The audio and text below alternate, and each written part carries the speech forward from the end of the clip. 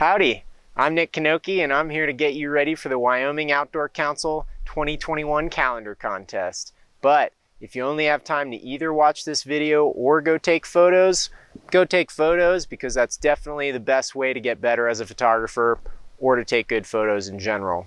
On the other hand, if you're looking for some photography tips and tricks, or you just want to see me, your host, take you on a tour of some of Lander's most scenic areas, stick around and enjoy the ride.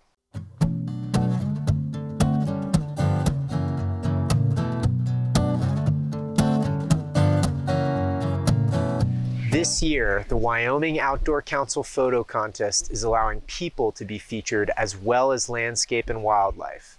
And now I know not everyone has a big expensive camera that they're working with, so this video will have tips and tricks that you can use with your iPhone or a big expensive camera, whether it's on landscape, wildlife, or people.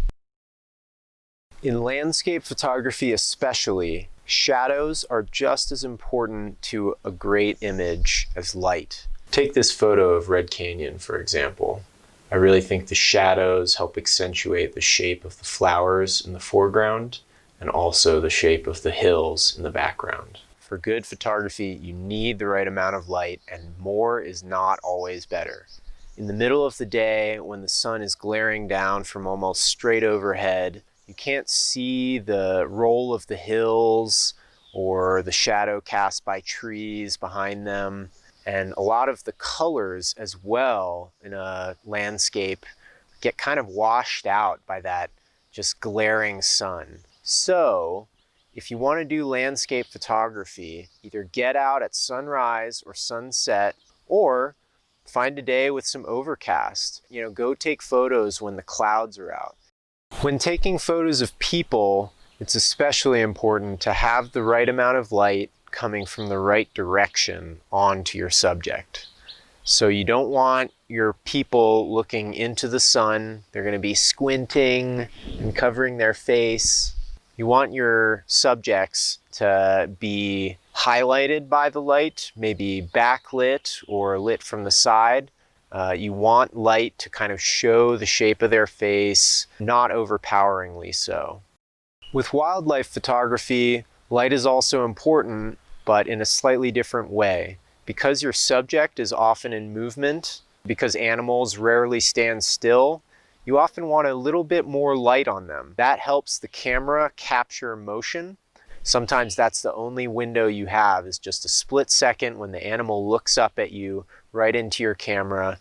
That's the shot you want, and you need the light to capture that with speed.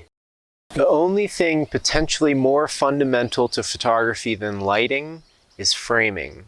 Just how you frame your image, whether that's mountains in the middle with clouds above and fields of wildflowers below in the foreground, or whether that's having your person center of the frame, like right now, with their head almost at the top of the frame, or whether you want them in the background, maybe more to one side. Is the person the focus of your image, or is the backdrop, the mountains, the wildflower? These are all important questions that I ask just to show you the thought process that it takes to come up with good framing. Now, certainly the right answer is practice, practice, practice, trial and error. There are a lot of right answers out there, and some you'll see as the best answer. There's not a lot of wrong answers, so don't worry about that. Just get out there, take photos, try different angles, different perspectives, and when you're not sure that it's working, think hard about it. Be intentional. Say, what is the aspect of this photo that really grabs my eye, and how can I best highlight that, complement that? Would a flower or a human complement this mountain scene? Is the clouds really the focus of this image? So, we've talked about the essential concepts of landscape photography. That's lighting and framing. And if you get nothing else from this video except a greater awareness of those two concepts, then I will have done my job and you will be taking better photos. Excuse me. Hello? Okay. It seems my producer has already forgotten everything I said about lighting and framing, so I'm going to try to sum it all up.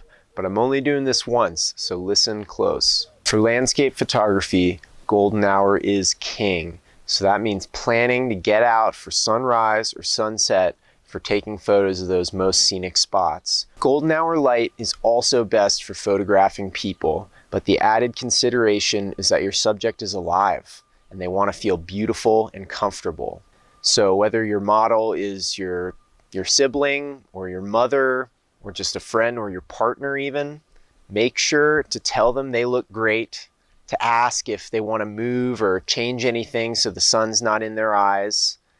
And most of all, respect their wishes. And if they don't want to be in your photo, you have to respect that. But that doesn't mean you shouldn't try everything you can to convince them to be a part of your photo. Photographing wildlife is really like taking photos of a skittish person.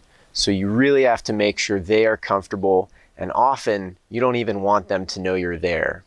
Golden hour is still the best lighting for wildlife photography, but remember, wildlife rarely stands still, so you need to make sure your camera has enough light to catch a still image, even if the animal, your subject, is in motion. Now you've got the right light and an amazing scene in front of you.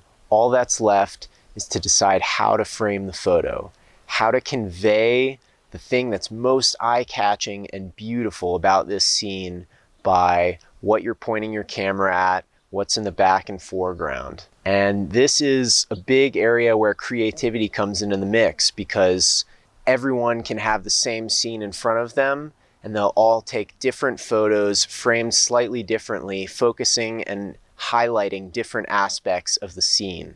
This is one of the most inexplainable phenomena in photography, because it's often hard to put into words what great framing is, but when you see it, you know it. This is another reason why I started the video by saying, if you only have time to either watch this video or go take photos, because you can spend all day and all night and the rest of your life thinking about how you would frame the perfect photo, whether sunrise or sunset would be better.